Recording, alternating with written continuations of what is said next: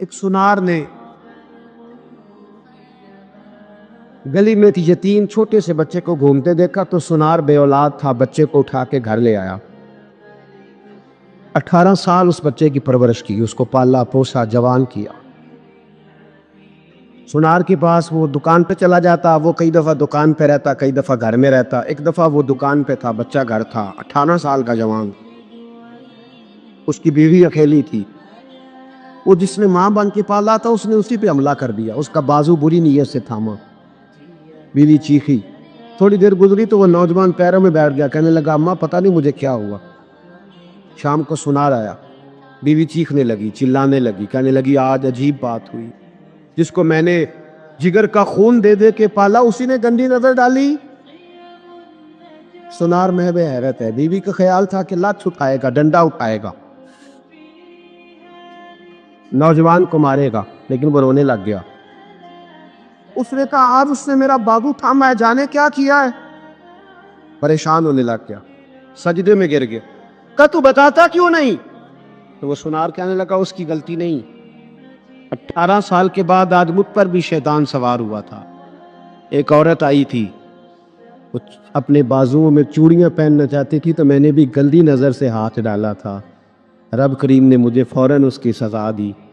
جن کے گھروں میں بیٹیاں ہوتی ہیں ان کی نظریں گندی نہیں ہوتی، جو بیٹیوں کے باپ ہوتے ہیں، جو بہنوں کے بھائی ہوتے ہیں، ان کی نظریں گندی۔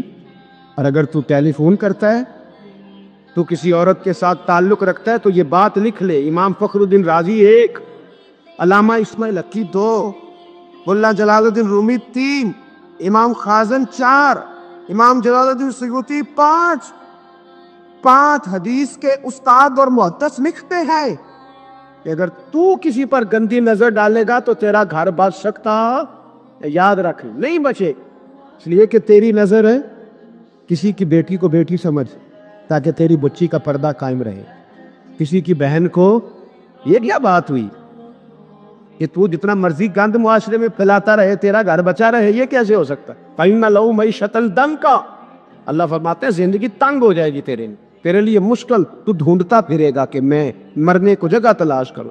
سچی توبہ کرے، کھری توبہ، یہ گناہ انسان کو مجبور کر دیتے۔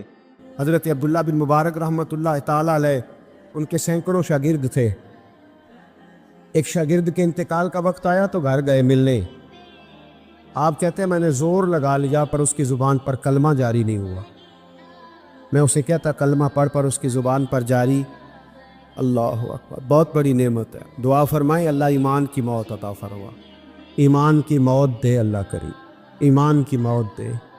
ایسے بھی لوگ دیکھیں ہیں، مسجد نبوی ہے، رسول اللہ کا شہر ہے، سر سجدے میں ہے، روح پرواز کر گئی، روح پرواز، کتنا نصیبوں والا ہے، کتنا نصیبوں والا ہے کہ مسجد نبی میں سر سجدے میں رکھا ہے، اور اللہ تبارک و تعالیٰ نے محبوب کے قدموں میں موت عطا فرمائی۔ حضرت عبداللہ بن مبارک کہتے ہیں میں نے اس کو کہا کلمہ پڑھ تو اس کی زبان پہ جاری نہیں ہوتا، میں بار بار کہتا تو وہ منت کرتا، کہتا حضور میں کوشش کرتا ہوں جاری نہیں ہوتا۔ فرماتے میں پریشان ہو کے اٹھا، ابھی میں دروازے پہ پہنچا تھا، اس نے چیخ ماری اور روح پرواز کر گئی، بچے رونے لگے، بیوی رونے لگی، تو میں نے اس کی بیوی سے کہا کہ یہ جرم کیا کرتا تھا، اتنا بڑا پاپی پہ کلمہ جاری نہیں ہوا۔ اس کی زوجہ کہنے لگی حضرت جی 2 گناہ تھے اس کے، ایک تو یہ شراب کا عادی تھا، روکتی تھی باز نہیں آتا تھا، اور دوسری بات یہ کہ یہ اپنی اماں کا نافرمان تھا، وہ 2 گلیاں چھوڑ کے رہتی ہے، یہ کبھی ملنے نہیں گیا تھا، اس بوڑھی کا کلیجہ اس کی طرف سے بڑی تکلیف میں تھا۔ حضرت عبداللہ بن مبارک کہنے لگے جا تو بھی دعا کر، اس کی ماں کو بھی کہہ دعا کرے کہ یہاں تو یہ کلمہ نہیں اسے نصیب ہوا، اللہ کرے اللہ آخرت کی منزلیں اس کی بہتر فرما دے۔ نبی پاک صلی اللہ علیہ وسلم کے وجود سے خون نکلا، حضور نے حضرت عبداللہ بن زبیر سے کہا ٹھکانے لگا دو، جاؤ ٹھکانے لگا دو، ایسی جگہ لگاؤ جہاں کسی کی نظر نہ پڑے، خون بہتا ہوا خون حرام ہے، قرآن پاک نے بیان کیا ہے، کہا ٹھکانے لگا دو۔ حضرت عبداللہ بن زبیر باہر نکلے اور حضور کا جو خون تھا وہ پی گئے۔ حضور نے کہا تھا پی لینا، کیا کہا تھا؟ ٹھکانے لگا دو، پی گئے۔ واپس آئے تو مصطفیٰ نے فرمایا کہاں ٹھکانے لگایا؟ کہا یا رسول اللہ ایسی جگہ جہاں کسی کی نظر نہیں پڑے گی، ایسی جگہ جہاں کسی کی نظر نہیں پڑے گی۔ حضور نے فرمایا پی گئے ہو؟ کہا حضور پی گیا ہوں. فرمایا جاؤ نبی کا وعدہ ہے تمہارے وجود کو جہنم کی آگ چھوئے گی بھی نہیں. ہم وہ والا پیار کرتے ہیں جو حضور نے کہا ہے. حضرت عمر کا زمانہ تھا. کچھ لوگ آئے کہیں اور کے رہنے والے, مسجد نبی میں اونچی آواز میں بولنے لگے, اونچی آواز میں باتیں کرنے لگے. حضرت عمر نے بلایا, فرمایا ادھر آؤ, کون ہو, کہاں سے آئے ہو؟ کہنے لگے کوئی شام کا ہے, کوئی کسی ملک کا ہے. آپ فرمانے لگے تمہیں پتہ نہیں یہ روضہ رسول ہے؟ تمہیں پتہ نہیں یہ حضور کی مسجد ہے؟ لا ترفعوا اصواتکم فوق صوت النبی. تمہیں خبر نہیں تم کہاں آئے ہو؟ فرمایا اگر تم مدینے کے رہنے والے ہوتے میں تمہیں دروں سے مارتا, تمہیں سزا دیتا. تمہیں ادب رسول کا نہیں پتا, تمہیں رسول اللہ صلی اللہ علیہ وسلم کے طریقے کا نہیں پتا. حضرت عائشہ صدیقہ رضی اللہ تعالیٰ عنہ فرماتی ہیں ساری زندگی ابو بکر صدیق نے ڈانٹا نہیں. میرا باپ رفیق تھا, شفیق تھا, مہربان تھے, کوئی کبھی انہوں نے سخت گھورا بھی نہیں ہماری طرف. لیکن کہتی ہے ایک دن میں حضور کے ساتھ گفتگو کر رہی تھی, بچی تھی, میری آواز ذرا بلند ہوئی تو کہتے ہیں جناب ابو بکر صدیق رضی اللہ تعالیٰ عنہ باہر سے دوڑے آئے, اندر آئے, حضرت ابو بکر نے تھپڑ اٹھایا, میرے منہ پہ مارنے لگے. حضور آگے بڑھے, بچایا. میں نے کہا ابا جی آپ نے تو گھورا بھی کبھی نہیں, یہ کیا ہوا؟ حضرت جناب عائشہ صدیقہ کہتے ہیں ابو بکر صدیق رو پڑے, کہنے لگے عائشہ میرے اوپر سے پہاڑ بھی گزر جائیں تو مجھے تکلیف نہیں ہوتی, اور میرے مصطفیٰ کے سامنے کوئی اونچا بولے بھی تو میرا دل ٹوٹ جاتا ہے.